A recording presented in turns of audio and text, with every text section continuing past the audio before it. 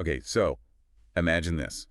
You've had one of those days, and you send a friend this this massive 4-paragraph text. You're pouring your heart out, all the anxiety, the frustration, just everything. You hit send, And you wait. and what comes back is just a single letter. Oh, no. K. Ugh. That's it. That's an instant war. And the thing is, that K, it's not just a letter. It's an entire communication style. It's an emotional signature. Exactly. That's it. Communication is so much less about the dictionary words we use and so much more about the how, the why. It's like this hidden emotional contract we're trying to sign. And that's the mission for this deep dive. We're giving you a shortcut, a way to see yourself and really everyone you talk to in a completely new light. We're decoding the 4 core languages of communication. That's right. Passive-aggressive, and assertive. Excellent. We're going to unpack the peacekeeper, the silent protester, the controller, and the balanced communicator. And understanding these styles is the key, whether you're in a boardroom or, just trying to keep the peace at the dinner table. Absolutely. So let's get into it. You're saying every style we use is driven by a hidden, deep-seated emotional goal. Exactly. And we can basically boil them down to 4 foundational signatures. Think of them as goals: control, logic, connection, and harmony. And that framing is so important, isn't it? It's critical because even when someone is being, really difficult or defensive, their words are always trying to achieve one of those states. They're reaching for something. They're reaching for something, to be understood, to be respected, to feel accepted. It's all in there. But wait, if we're all just trying to be accepted and respected, why do we end up in conflict so often? I mean, why not just speak the language of connection all the time? Because fear gets in the way. Fear. Every single one of these styles is a defense mechanism. It's a shield we developed in response to some kind of emotional threat, usually when we were young. We speak the language that kept us safe back then. Okay, so let's unpack that hidden fear for each one. Let's start with harmony. This one seems like the kindest style, but it sounds like it's also maybe the most painful. It can be. This is the passive style. We call this person the peacekeeper. So let's meet our peacekeeper. Let's call her Lena. Lena, right. Lena is that person, you know her. She is just the kindest, most thoughtful person.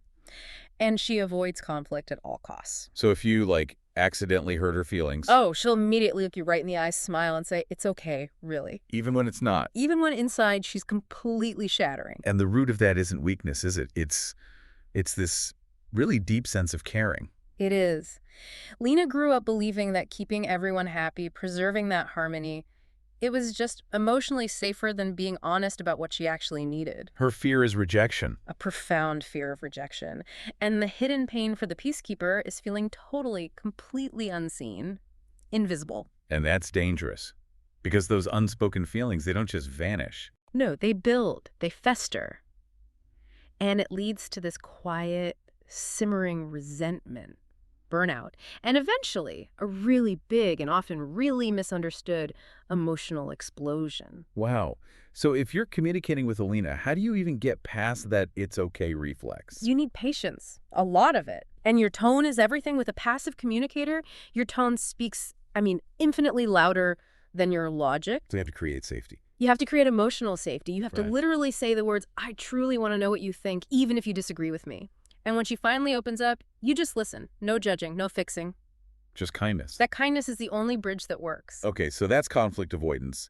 But what about when someone isn't totally silent, but they still can't be direct? Where does all that resentment go? It slides sideways, right into the passive-aggressive style, the silent protester. Let's meet Zoe. Right. So Zoe's the person who, when she's obviously mad, will insist, I'm fine. But her tone, her actions, they tell a completely different story. She's the one who says she'll help with a project. And then just drags her feet, forgets to send a key email, subtly sabotages the whole timeline. So that I'm fine isn't just poor communication, Yeah. it's a form of resistance. It's the indirect expression of anger. Zoe learned, probably very early on, that speaking up directly leads to punishment or a fight. It felt dangerous.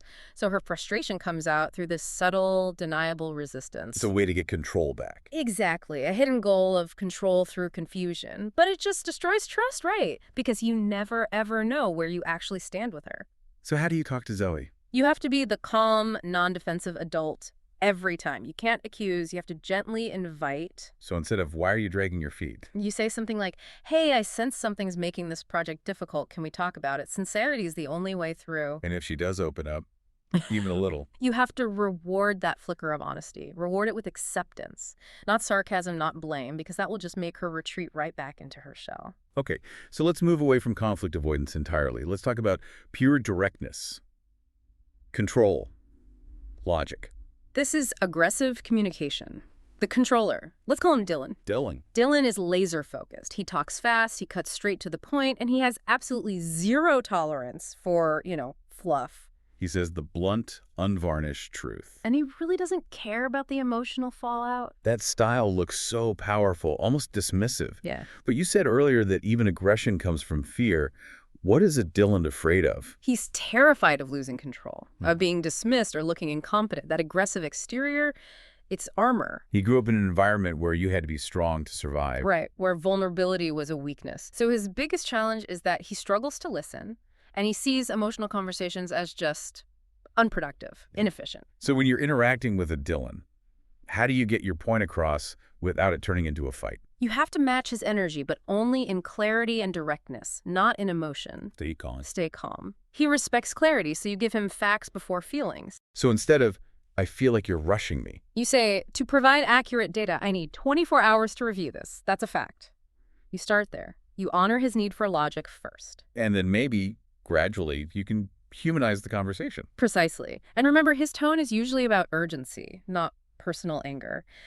Consistency earns his trust. He respects people who respect themselves enough to be clear and unwavering. And that brings us to the last one, the healthy style.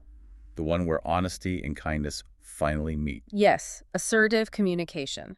Meet Ethan, the balanced communicator. Ethan sounds great. Ethan is confident, but he's not overbearing. He's honest, but he's not cruel.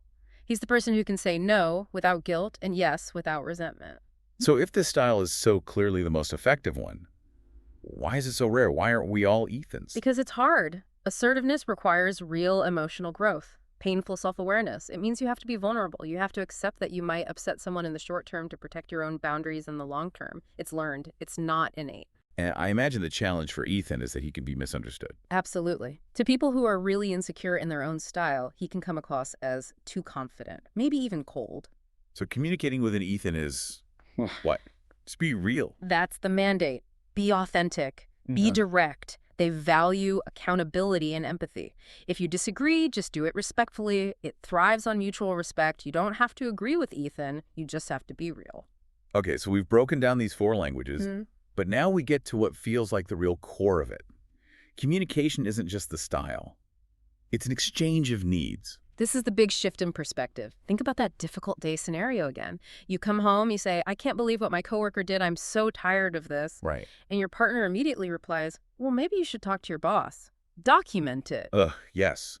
And in that one moment, they took your empathy conversation, your need to just be heard, and they turned it into an efficiency conversation, a need for a solution. And here's the key. Why? Neither of you is wrong. Your partner was trying to help. They were speaking Dylan's language, offering a logical fix.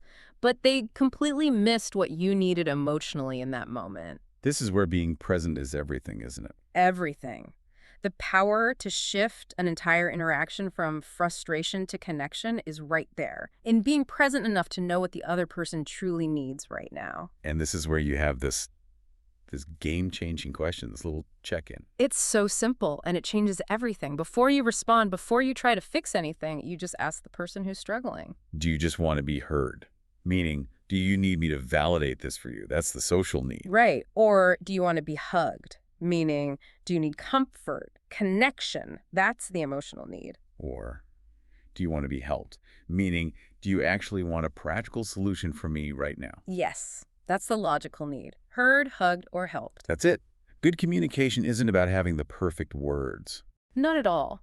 It's about presence. It's about empathy. It's about taking a second to understand the language the person in front of you is actually speaking. Because at the end of every single exchange, whether we're a peacekeeper or a controller or a silent protester, we all just want the same thing. We just want to be seen, to be understood, and to be heard. So the question for you to think about is, which of these 4 languages do you speak most often, especially when you're under stress? And more importantly, what hidden fear might be driving that choice? Understanding that fear, that is the deepest dive of all.